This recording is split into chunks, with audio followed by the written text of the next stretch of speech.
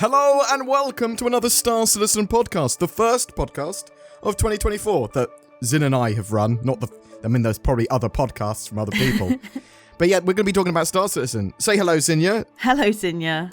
You nearly forgot about me, didn't you? No, I did. I mean, I said about you immediately, but I did forget to say the common joke of hello, Zinnia. So yeah, 2024. New stuff for Star Citizen. Lots of stuff going to be happening, although it's a little slow at the moment. That's because Cloud Imperium are in their planning phase, as it were. So at the beginning of each year, in sort of end of December, beginning of January, sort of all the way up until mid-January, Cloud Imperium plan what's happening for the roadmaps and what they're actually going to be trying to deliver throughout the year. Now, Zin. Yeah. This is more important this year because of Squadron 42 being feature complete and a load more teams and core components of the persistent universe sort of being able to be put out this year. With that in mind, are you excited about it? And do you agree that 2024, let's go 10 years past. In 2024... Just announced Star Citizen. Oh my God. Oh no. It is that sort of thing, isn't it? 10 years ago, it was sort of starting to ramp up slightly, like people are going, oh, what's this? But yeah, 2024, is it going to be, as Cloud Imperium have suggested, the watershed year for Star Citizen? I really hope it is. I'm quite excited for the prospect of what could be, yeah. So that you are literally talking like a CIG dev now. It's that is exactly what they say. Yeah, so I agree.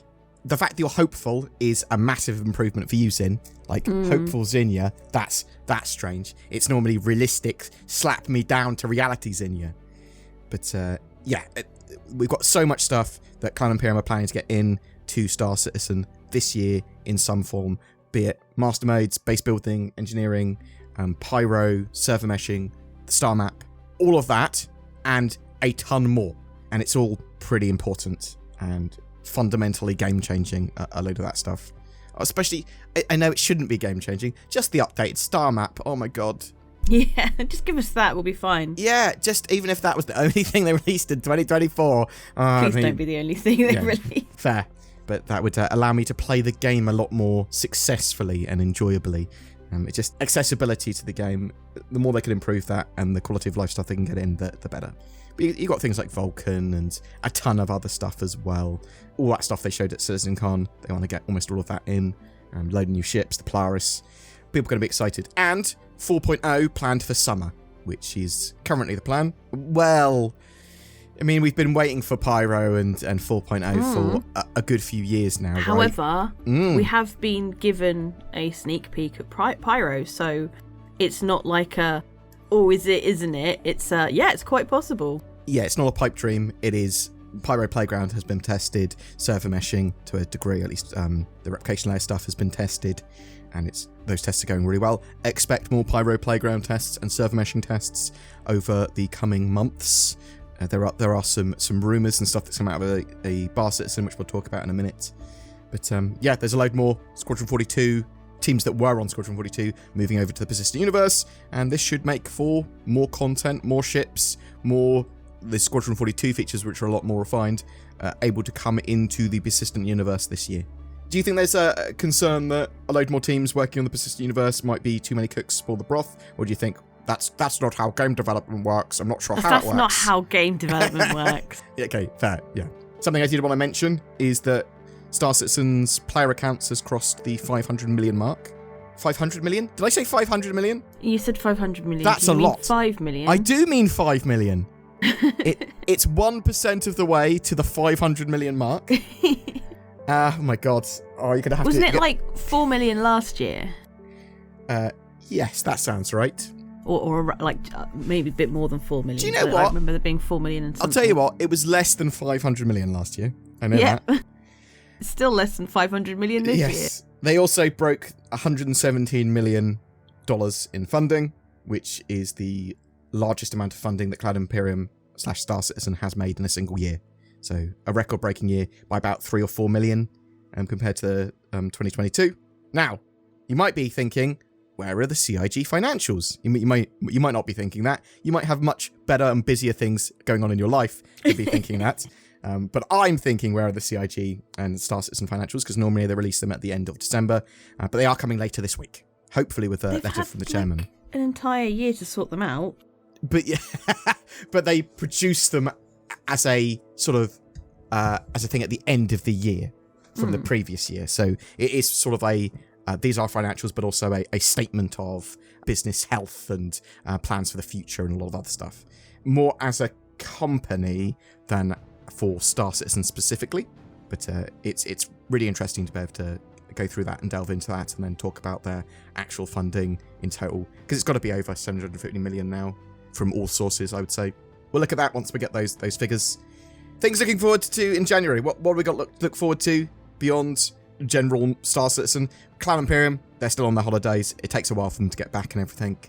So it is a bit quieter in January. We might get a 3.22.x patch. Do you think we'll see like 3.22.x or just like hot fixes or something for 3.22?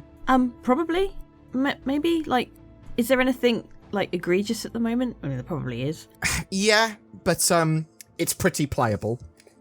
Star Citizen at the moment. There are problems with some spawning, some missions, some ASOP stuff, and there's always some problems. And I suspect people are screaming at the monitor, "I've got this problem!" Yeah, and they'll try and hotfix a lot of this stuff. Hopefully we'll see a 3.22.x patch, which doesn't do any form of wiping, and they'll improve the game further. Potentially some sort of dynamic events, like Xeno Threat, like Siege of Orison again, because the last Siege of Orison that Sin and I played was supposed to be Siege of Orison like 2.0, and like the best version, and a load of people had played it and had a really good experience. We played it at sort of the end of its cycle, and the servers were balked. So we had not a great experience where we couldn't actually see much of the new content. We couldn't kill any of the lieutenants, so we couldn't really advance the storyline of it. But something that is coming in January, which some people might be some excited about, depends on if you like red and gold paints and skins and stuff, is the Lunar New Year.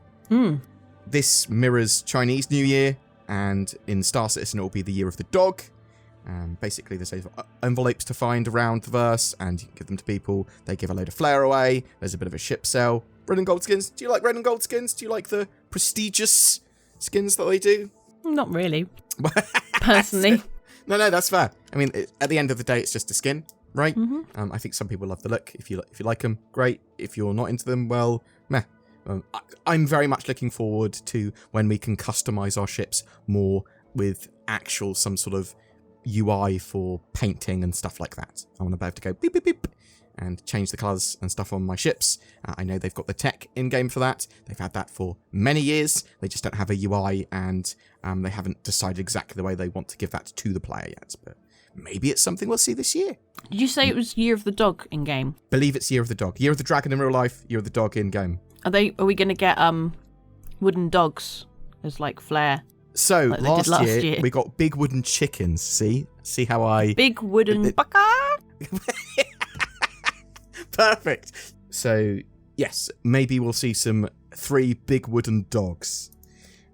There are some rumours of stuff that's come out of a Bar Citizen recently. So people talking about the Q1, so end of Q1, end of March sort of patch, which would be 3.23. So we've talked about this sort of in my expectations for some stuff. Yeah, so out of this Bar Citizen, they talked about a few things, from potential of land claims to some of the base building gameplay, probably land claims. Now, that in itself, with basically base building just being started in development this quarter, it seems a bit far-fetched to me. But land claim, that's certainly something that they could put into game early this year, as is sort of updates to outposts and being able to log in and off at an outpost and have that as your spawn location, stuff like that, right? Yeah. Yeah, okay, so you think that's also possible? Yeah, I mean, it could even be just a case of people can start making land claims just as a sort of give them an idea of how it's going to work and what people will be actually interested in. And yeah, so law, basically, plonk a land claim down, and it goes, if anyone trespasses on that area, it tells them they're trespassing, and they get a crime stat eventually. And if they try and exploit any of the materials on that land without permission, basically being in your party, then again, it's a crime. I think it's going to be as basic as that, right? I mean, there might be some additional gameplay there. Maybe there's missions associated with the land claims, but if it is a thing, that would be my expectation. Some form of server meshing actually in the build was another claim that I saw people had talked about. I think that's very possible. Replication layer seems to be going very well. They could potentially have that in a build. Would multiple servers be running the shard? Maybe not, but really they want to, when they have 4.0 released, have Pyro and Saturn system running each on a single server but on the same shard, and they don't want to really divide up the shards more than that, each system more than that at the moment, until they sort of tested it further. At least that's what I believe. Do you think that's, again, reasonable that we could have sort of replication layer just in a build? Yeah, maybe, yeah. There did seem to be some problems with replication layer stuff, but it's gone pretty well, I'd say. The weird thing is that because of how bad the persistent entity streaming first implementation was for the live build, everything else just seems amazing. Yeah. They've really sort of smashed me down with a wrecking ball to build me back up. So everything now looks like, yeah, that's an amazing implementation of it. So polished. Something else that's potentially going to be in 3.23, or at least people have been talking about on Reddit, is Vulkan and DLSS, which would be great for some people. Just having better frame rates, being able to have that additional performance, but high quality still. Great. Yeah. Give me that, and that'd be cool. Might make videos look a bit better as well. And then lastly was talks of an economy and cargo update, which I suspect they'll be making from patch to patch anyway. But there was sort of like, we saw things, even on a tweet, we saw Cloud Imperium talking about lockable, hackable boxes for infantry containers. So there was this tweet they put out, which was for a feature that was supposed to be in 3.22, but didn't actually make it. And they'd put this tweet out talking about it, and no one had told the person that was handling the social media that it wasn't in the game. Okay. So they sort of got rid of that tweet, but I suspect that's a 3.23 feature. And we know that they're going to be sort of updating, or they plan to updating the way commodity pricing works and make it more dynamic, and potentially have places where you can see that, and have different, I think the other idea was to have dynamic trade routes which change, so different cargo on sale at different places that keeps on changing. So sometimes, oh, there's another trade route that's opened, oh cool, these guys are selling this, oh, there's an alert.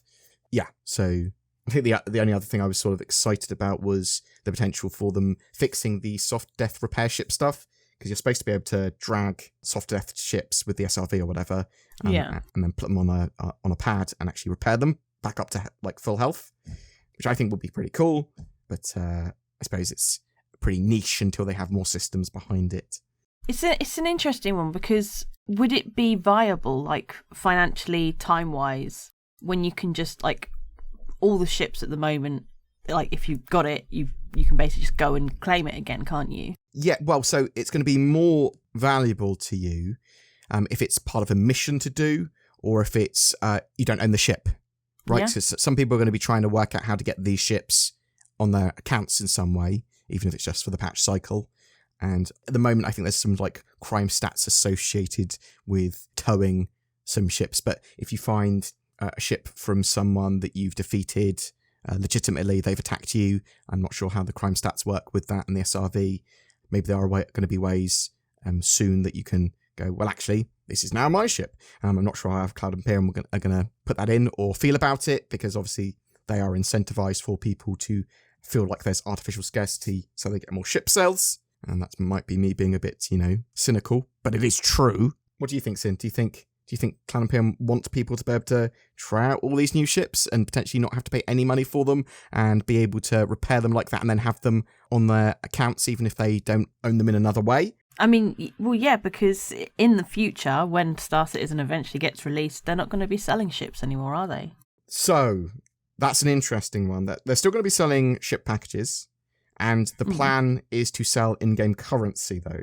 I still think they're going to change this and they're going to sell ships still. I still think they'll sell ships up to a certain package level, definitely.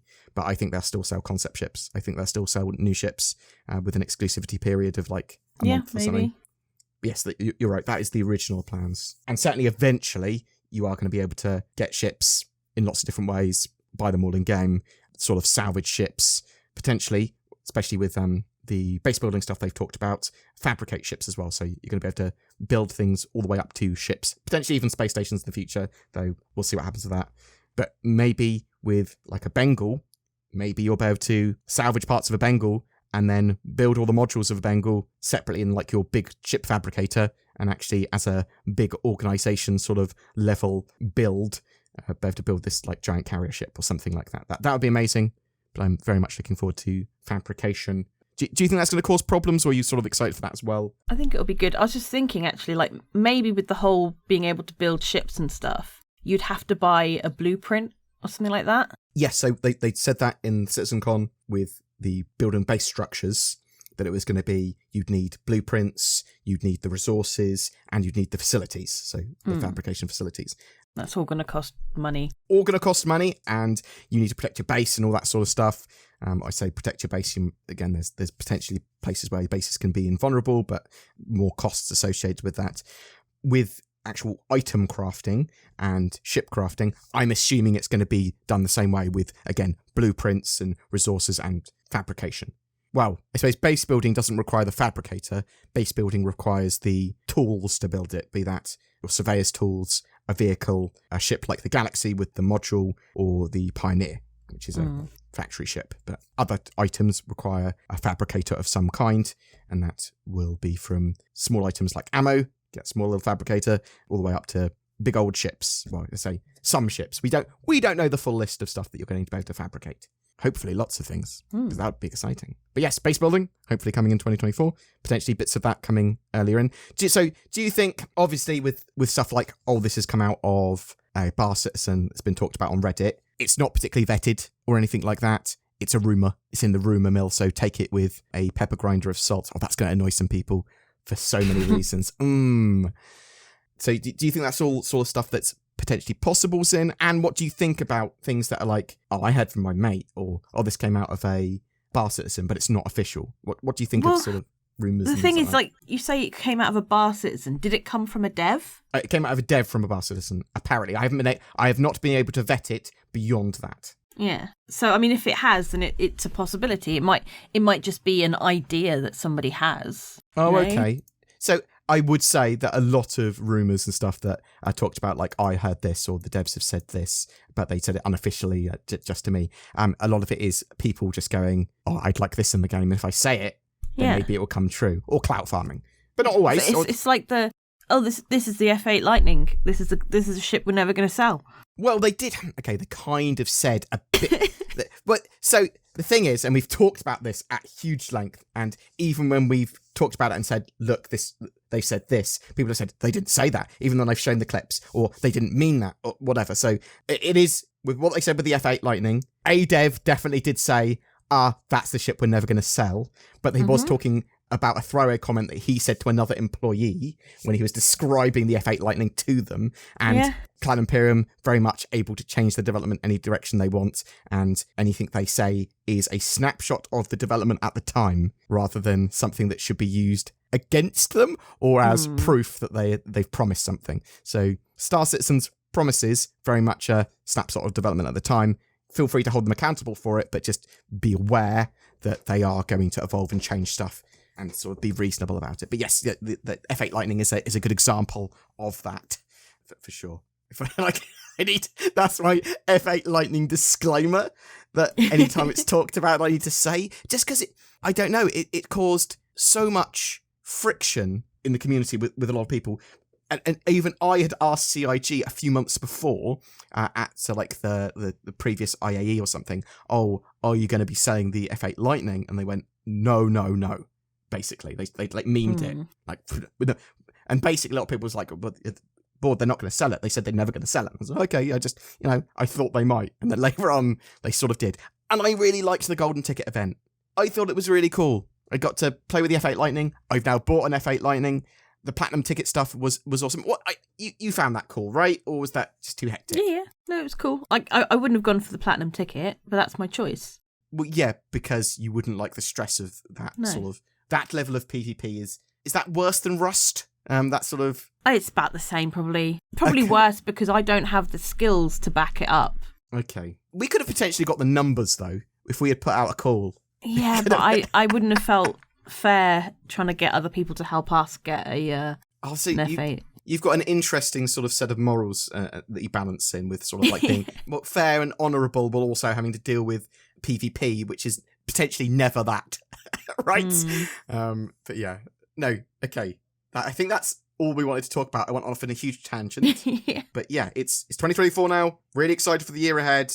Sort of first half of January is a bit slow while Cloud Imperium sort of get back to the office. You'll see roadmap updates in February, for example. Inside Star Citizen and Star Citizen Live might start to come back online mid-January. But there'll be a load of stuff for us to talk about. We'll be digging into any rumours, but also some gameplay. We're playing some Arena Commander. Hopefully we'll be bringing back the Organisation Spotlight. Got some orgs for that.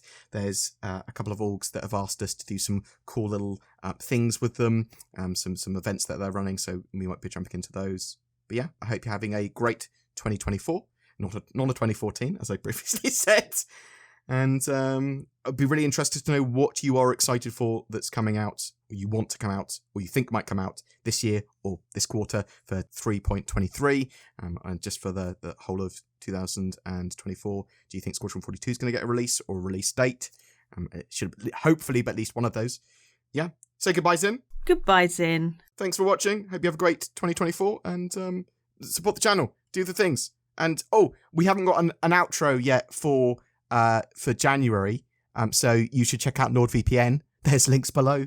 Click on all those. My voice is going now. That's because I'm not using NordVPN. I turned it off. My voice. So yeah, links below. Click on that. Gives accessibility and other cool stuff.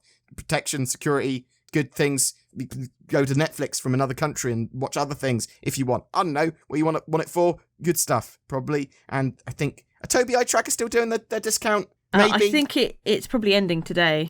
It might be ending today, so check that out. Links below for all of that. Support the channel if you want to. There's the join button, all that sort of stuff. That helps the channel tons. We'll be putting out some exclusive content. I'm terrible at it.